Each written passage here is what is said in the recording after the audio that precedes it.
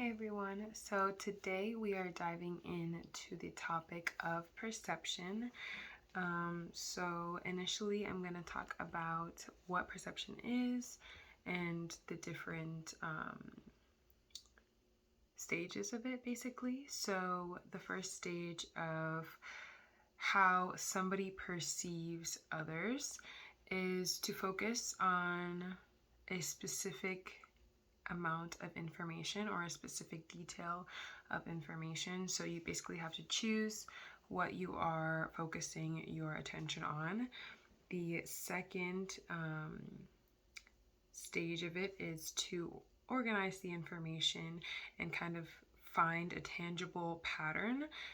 So that goes into the third stage, which is to interpret. So once we figure out the different actions, the different, dialogue, all of that, and you collect that information, you're going to interpret it and just what it means and what you kind of come up with as far as how you view someone else based off of their behavior and their words and how they all kind of fit in together. Is basically all three stages of perception. Now, in regards to the video that we watched called Look Up, that is basically mostly discussing the first stage of perception, which is to focus your attention on the details that are important. And in the video, basically what happens is all of the people are distracted by their cell phones and they're choosing to focus all of their attention onto technology rather than the world around them. So they are not getting the full benefits of all of the opportunities that are around them due to, the lack of putting their attention in the right place. And this happens constantly in the real world and in my life as well. I'm guilty of this. I know a lot of us teenagers or young adults in general, just people in general, especially in this day and age, are very susceptible to technology and our cell phones particularly. And I think social media plays a huge part in that as well. We lack kind of this in-person communication and in-person way of interacting, and we substitute that for the online route or the phone call or the message, and sometimes just mindlessly scrolling instead of just actually like being immersed in your surroundings and speaking to those around you and having that in-person one-on-one connection and communication has become very rare almost, and very difficult for a lot of us to do. There's so much social anxiety these days because of the lack that we have in the world to just communicate with the people around us. We would rather do it over the phone or just not do it at all in person, and that has been very detrimental to a lot of our lives, and we miss out on a lot of incredible opportunities that could have been if we just had our attention focused in the right place at the right time. And social roles being impacted by this, kind of already touched on it, but you're missing out on so many opportunities when you are fully immersed and focused solely on technology, solely on your smartphone, solely on your laptop, solely on the internet, solely on things that are not that are external to this world, if that makes sense.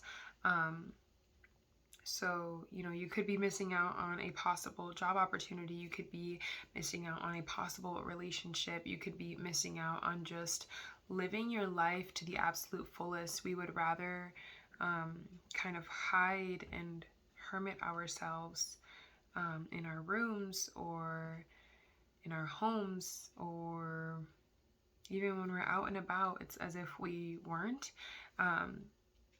because we don't have that inkling in our brains and in our hearts to want to even think about having some sort of connection with someone in person. And that has become incredibly detrimental to us as a society, where, just the social aspect, the actual being social aspect is dying away slowly, little by little. And as the new generations slowly continue to arise, it's become an even greater issue, where a lot of parents as well struggle to even keep their kids entertained for an extended period of time without using some form of technology like a smartphone or an iPad or a TV or something of that nature, rather than putting their efforts and their energies into good use by, teaching them social skills or teaching them how to do tangible things in this real world. So it's a really big epidemic, and it's only continuing to progress through the generations to come. And that is something that we should really try to do better at as a generation as a whole. And I said this kind of already, but I do believe that this impacts our current society as well as future societies, just because of the up and coming generations that have been really struggling with having those communications in person. And considering that this is an interpersonal communications class, it is incredibly important to be able to recognize how to interact with other people in person as well as not only online, just because a lot of us, I feel like, we're comfortable hiding behind a screen, or we're comfortable in the comfort of our own home. But the thing is that you will not grow if you just stay where you're comfortable. You kind of have to push yourself a little bit, and you have to be a little uncomfortable sometimes in order to learn, in order to grow, in order to prosper. And that's where, again, a lot of us in this generation have those social anxieties, because we were not taught at a young age to value that interpersonal communication as a society, as a generation. So that kind of lingers on into our adulthood, and again, we teach that to our future children, and that just creates this never-ending cycle. So I will say that it starts with you, it starts with me, it starts with us. We can be the change that we want to see in this world. So use your focus and your attention wisely, because you never ever know what can come out of it. Thank you.